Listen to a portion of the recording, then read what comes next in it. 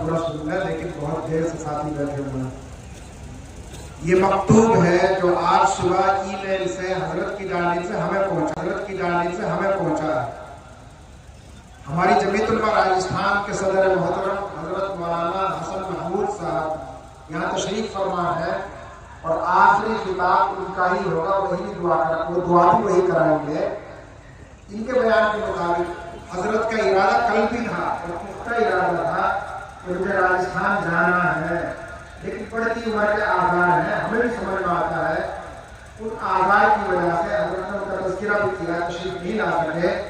आप हजरत की मोहब्बत में ये खत भेजा है हजरत ने, वो मैं आपको पढ़कर सुना रहा हूँ। हजरत ने हुक्म फरमाया कि खत पूरे मजमे को पढ़कर सुना दिया जाए। मोहतरम हजरात, अस्सलामु अलैकुम व रहमतुल्लाहि व बरकातुहू। वालेकुम सलाम। जमीयत उलमा राजस्थान के सूबाई इजलास में खुद शिरकत का इरादा रखता था, लेकिन तबीयत की खराबी की वजह से मैं नहीं आ सका।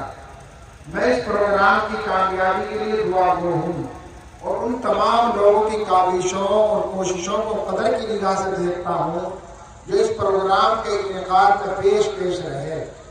भरतपुर का ये इलाका मेवात से मिला हुआ है। जुलाई के महीने में नूह और उसके आसपास के इलाकों में जो कुछ हुआ उससे आप सब हजरात का माहौल वाकिफ है।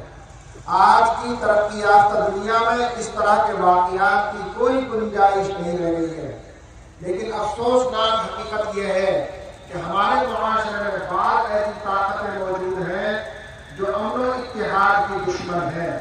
वरना शोभा यात्रा जैसे मजहबी प्रोग्राम में तलवार और असलिया लेकर चलना और इश्तियाक अंगेजी, इन तमाम चीज़ों की क्या जरूरत थी। इससे साफ जाहिर है कि उनका मकसद शोभा यात्रा निकालना नहीं था, बल्कि इस इलाके के अमन और इत्तेहाद को सर्वनाश करना था।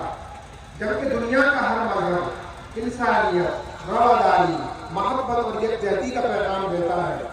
इसलिए जो लोग मजहब का इस्तेमाल नफरत और तशद्दुद बर्पा करने के लिए करते हैं वो अपने मजहब के सच्चे पैरोकार नहीं हो सकते। बहरहाल दोनों तरफ से जो हुआ अच्छा नहीं हुआ। जमीयत उलमा हिंद अपने क़याम के दिन से ही अमन और इत्तेहाद और फिरका वाराना खैर सगाली की प्याम बढ़ रही है, क्योंकि जमीयत उलमा का मानना है कि अमन और इत्तेहाद के बगैर कोई भी मुल्क तरक्की नहीं कर सकता। फिरका परस्ती और मजहबी शिद्दत पसंदी अमन और इत्तेहाद की नहीं तरक्की की भी दुश्मन है।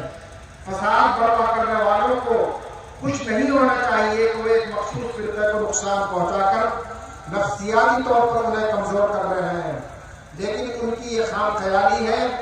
फसाद से किसी फिरका या बिरादरी का नुकसान नहीं होता, बल्कि मुल्क की तरक्की और मईशत को नुकसान पहुंचता है। यही बात जनरल सेक्रेटरी साहब ने कही है। 24,000 फसादात मुसलमानों को मिटाने के लिए अल्हम्दुलिल्लाह मुसलमानों में कोई कमी नहीं है, फल रहे फूल रहे और बस्तियों को आबाद कर रहे हैं। नुकसान इस प्यारे देश का होता है, यही बात हम कह रहे हैं। मेवात के इलाके में मुसलमानों की आबादी का तनासुब, इस नुक्ते की तरफ आप जरूर गौर फरमाइए। हजरत जो बात फरमा रहे हैं और 100% सही बात है। मेवात के इलाके में मुसलमानों की आबादी का तनासुब 80% है और अहम बात यह है कि फसाद के दौरान अक्सरियत में होने के बावजूद उन्होंने अपने किसी गैर मुस्लिम पड़ोसी को किसी तरह का कोई नुकसान नहीं पहुंचाया। आप सब इस इलाके जो हैं मुझसे ज्यादा जानते हैं। 31 जुलाई को 6 बजे के बाद से आज तक मेवात के किसी गांव में, किसी खित्ते में, किसी कोने में आपको कोई रिपोर्ट नहीं मिलेगी कि किसी मुसलमान ने किसी गैर मुसलमान को आंख चौड़ा करके देखा हो, तू कहा, कहीं भी कोई बात नहीं। हालांकि मुसलमान अक्सरियत में है और सैकड़ों गांव ऐसे हैं जहां गैर मुस्लिम भाई 2-3 घर की शक्ल में रह रहे, लेकिन कहीं कोई बात ऐसी नहीं है। बल्कि हमारे पास तो ये इत्तलात भी है कि बहुत से गांवों में मुसलमानों ने मंदिरों के इर्द गिर्द रात भर पहरा दिया ताकि कोई शख्स इन मंदिरों को कोई नुकसान न पहुंचा सके। इंतहाई उम्मीद अफजा बात यह भी है कि मेवात इलाके के बहुत से गैर मुस्लिमों ने अखबारी नुमाइंदों और टीवी चैनलों से गुफ्तगू करते हुए वाज़ेह तौर पर यह कहा कि अक़लियत में होने के बावजूद یہاں انہیں کبھی کسی طرح کا ڈر اور خوف محسوس نہیں ہوا۔ تمام لوگ یہاں امن و اتحاد اور باہمی میل ملاپ کے ساتھ رہ رہے ہیں۔ یہ اس بات کا بہترین ثبوت ہے کہ ملک کی اکثریت اب بھی امن پسند ہے، اور فرقہ پرستی کا زہر پھیلا کر تشدد برپا کرنے والے ملکی بھر لوگ ہیں جو ملک میں جگہ جگہ اپنی شر انگیزیوں اور حرکتوں سے امن و امان کی فضا کو خراب کرتے رہتے ہیں۔ یقیناً یہ بہت بڑی ناانصافی ہوگی اگر ہم اس اہم پروگرام میں ہریانہ اور راجستھان کی خاص پنچایتوں، سماجی تنظیموں، سکھوں اور دیگر لوگوں کا خیر مقدم نہ کریں جنہوں نے نور و اطراف میں ہوئے فساد کے بعد مسلمانوں کے لیے پیدا کر دی گئی بحرانی صورتحال میں فرقہ وارانہ خیر سگالی کا مظاہرہ کرتے ہوئے میوات کے مسلمانوں کے ساتھ مکمل یکجہتی اور ہمدردی کا اظہار ہی نہیں کیا، بلکہ فرقہ پرست طاقتوں کی سازشوں کو بھی بے نقاب کر دیا۔ اس میں جوڑنا چاہوں گا یہاں میو بڑادہ کی پنچایت کو۔ آپ ذرا سب جانتے ہیں کہ وہاں جو مجمع تھا 30,000 آدمی اور 4-5 ہزار ہمارے غیر مسلم بھائی، اور تقریباً پورے ہندوستان کا مکھن غیر مسلم بھائی کو وہاں تھا۔ وہاں نے سب میوات کے لوگوں سے انہوں نے کہا کہ بالکل بھی گھبرانے کی ضرورت نہیں ہے، پہلا تیر اور پہلی گولی ہمارے سینے پر ہے، پھر تمہارا نمبر آئے گا۔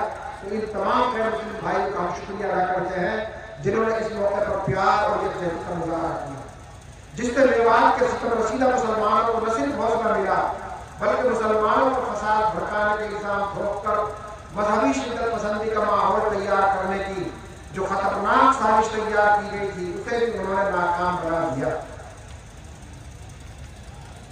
ہم ان تمام امن پسند لوگوں کا شکریہ ادا کرتے ہیں کیونکہ اس موقع پر اگر وہ کھل کر مسلمانوں کے ساتھ یکجہتی کا مظاہرہ نہ کرتے تو جو ماحول سازی کی جا رہی تھی اس کے اثرات دوسری جگہوں پر بھی مرتب ہو سکتے تھے۔ ان خاص پنچایتوں نے پورے ملک کو امن و اتحاد کی ایک ایسی راہ دکھائی ہے جس پر آج عمل کرنے کی بہت سخت ضرورت ہے۔ یہ بھی ایک افسوسناک حقیقت ہے کہ ملک کے انصاف پسند حلقوں کی تمام تر کوششوں اور عدلیہ کی جانب سے بار بار دی جانے والی ہدایتوں کے باوجود اشتعال انگیزی اور نفرت کو پھیلانے کا مضمون سلسلہ رک نہیں رہا ہے۔ اس کی ایک بڑی بنیادی وجہ یہ ہے کہ کچھ لوگوں کے نزدیک فرقہ پرستی، اشتعال انگیزی اور نفرت اقتدار کے حصول کا آسان ذریعہ بن گئی ہے۔ یہ ایک خطرناک روش ہے، اور اگر اس روش کا خاتمہ نہیں ہوا تو یہ ایک دن ملک کے اتحاد اور سالمیت کے لیے بھی ایک بڑا خطرہ بن سکتی ہے۔ برادران عزیز، آگ کو آگ سے نہیں بجھایا جا سکتا، یہ حضرت کا پیغام ہے۔ آگ کو آگ سے نہیں بجھایا جا سکتا۔ نفرت کا جواب نفرت نہیں محبت ہے۔ آج کے ماحول میں محبت ہی ایک ایسا کارگر ہتھیار ہے جس سے ہم نفرت کو شکست دے سکتے ہیں۔ ہم نے ہر موقع پر وطن سے اپنی محبت کا عملی ثبوت دیا ہے۔ یہ ہمارا ملک ہے۔ آزادی ہمیں اپنے بزرگوں کی عظیم قربانیوں کے نتیجے میں حاصل ہوئی ہے۔ ایسے میں ہمارا یہ فرض ہے کہ ہم ان لوگوں کی عظیم قربانیوں کو ضائع نہ ہونے دیں۔ ہم امن اور محبت کے داعی بن جائیں، اس لیے کہ ہمیں اپنی بیاہ شادیوں اور دیگر تقریبات میں برادران وطن کو بلانا چاہیے۔ اسی طرح ان کی خوشی اور غمی میں اپنا مذہبی فرض سمجھ کر چاہے وہ نہ بلائیں ہمیں شریک ہونا چاہیے۔ آپ کا یہ کردار پرانی تاریخ کو زندہ کرنے میں بڑا قیمتی ثابت ہوگا۔ وہ لوگ ہر کوئی ملک کے وفادار نہیں ہو سکتے جو نفرت کی آگ سے ملک میں امن و اتحاد کو تباہ و برباد کرنے پر تلے ہوئے ہیں، بلکہ ملک کے سچے وفادار وہ ہیں جو ایسے صبر آزما دور میں بھی امن و اتحاد کا پیغام دے کر لوگوں کو جوڑنے کی بات کر رہے ہیں۔ محترم حضرات، قوموں کی تاریخ یہ بتاتی ہے کہ امتحان کی گھڑیاں آتی رہتی ہیں، مگر زندہ قومیں مایوسی کا شکار نہیں ہوتی، بلکہ وہ اس طرح کے ماحول میں بھی اپنے لیے آگے بڑھنے کا راستہ نکال لیتی ہے۔ ہم ایک زندہ قوم ہے، اس لیے ہمیں مایوس نہیں ہونا چاہیے۔ وقت کبھی ایک جیسا نہیں رہتا، اور اس طرح کے حالات میں ہمیشہ دور اندیشی اور سوجھ بوجھ سے کام لینے کی ضرورت ہے۔